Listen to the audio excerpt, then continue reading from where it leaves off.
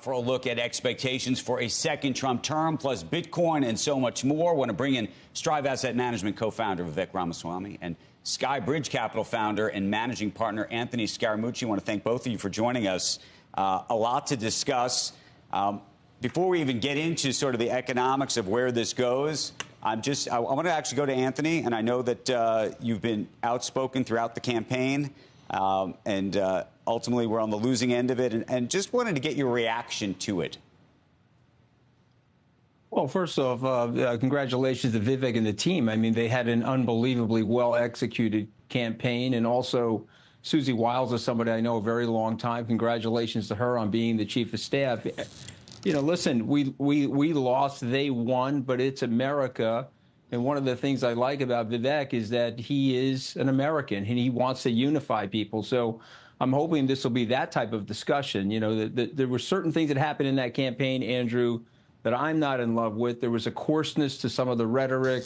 There was some threatening suggestions to people related to being political adversaries and so on and so forth. And I hope we can put that rhetoric aside and we can move forward and think about what we're going to do as a country to unify the country and make the people in the country, particularly the lower and middle income people in the country, more prosperous. Yeah, the rhetoric got heated everywhere. You got pretty heated, Anthony, at times. Joe, how did I get heated? What did I say, Joe? About Trump? Yeah, what did I say? I said I repeated what he was saying. And I said this is wrong.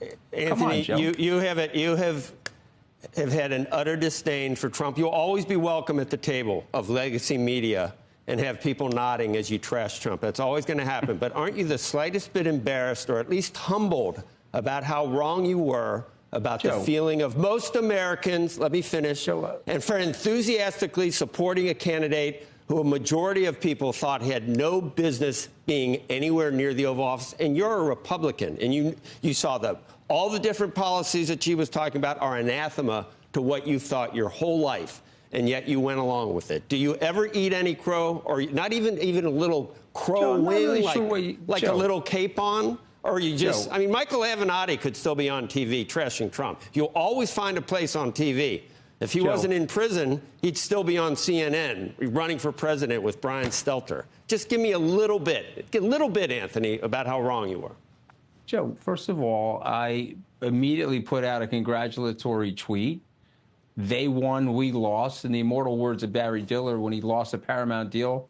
Next, Joe, what would you like me to do? Do you want me to get on bended knee before you? No, I thought you were going to start that it's going to... That's not even what America is about, Joe. We have a violent disagreement about lots of things related to Trump's personality. You like Trump. I was up close to Trump. I got to see the ugliest of what he is. And by the way, Joe, it's not just me. There were 40 of us that worked for the president that warned people. So I think he's been very good for your. I think he's been very good for your career, Anthony. I think he's been incredibly good. You're here, are you not? And you're going to be welcome anywhere you want to go. I think he's been very good for you, and you'll be able to live off this for another 4 years. Joe, why don't you calm down? Why don't you calm down a second, Joe? We know each other a long time. Are you saying that you and I can't disagree on somebody's personality? Is that what you're saying? And you're saying what I'm saying in terms of identifying those features and traits of the personality. You don't see those too, but you're choosing to ignore them?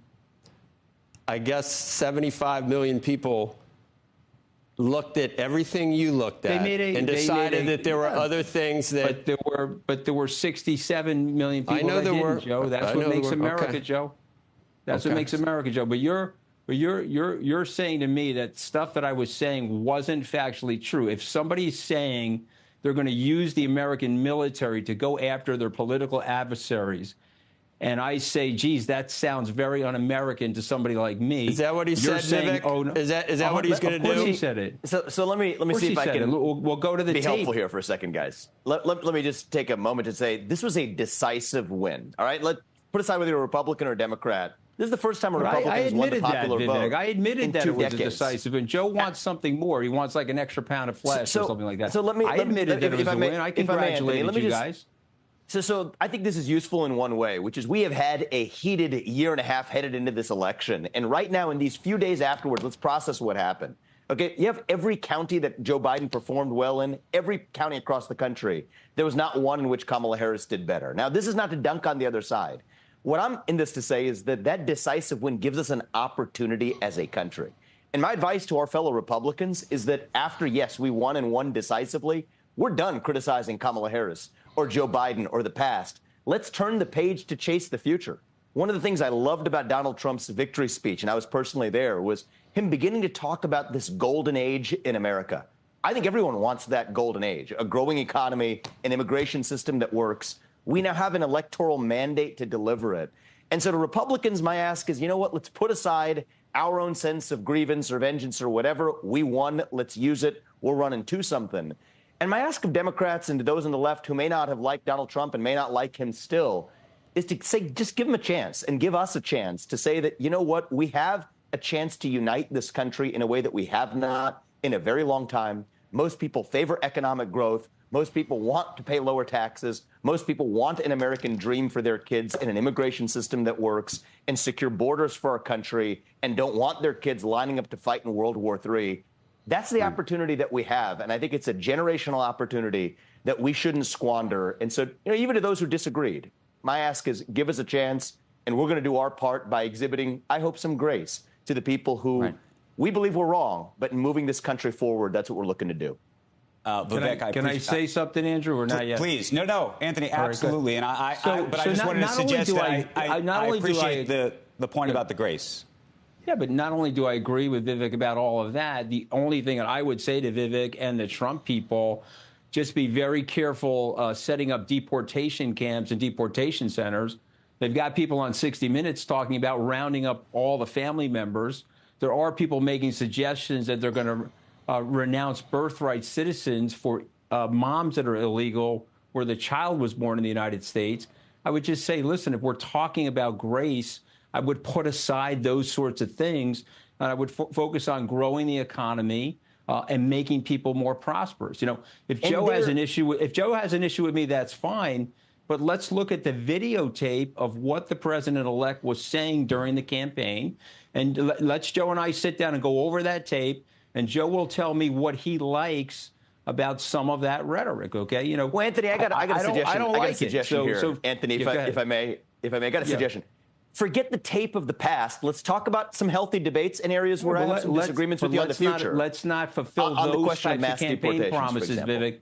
We don't want those type of campaign promises I disagree. Where we're going to use the American military against political You laid adversaries. out your view. You laid out your view. I hear you. Let me lay out the alternative case for you, which is on the case of mass deportations and securing the border. Here's the basic premise. If your first act of entering the United States of America violated the law, if you lied to the U.S. government to enter, then you broke the law, and we're a nation founded on the rule of law. That is separate from our attitude towards legal immigration, which needs some serious reform to benefit this country. But I do think that that is a campaign promise that is worth keeping, even looking at smart things we can do out of the gate for voluntary deportations. You could self-deportation, end the incentives, stop funding sanctuary cities, end the usage of the welfare state by anybody who entered this country illegally, end government benefits for somebody who broke the law in entering this country. We're going to see a large wave of self-deportations from those steps alone.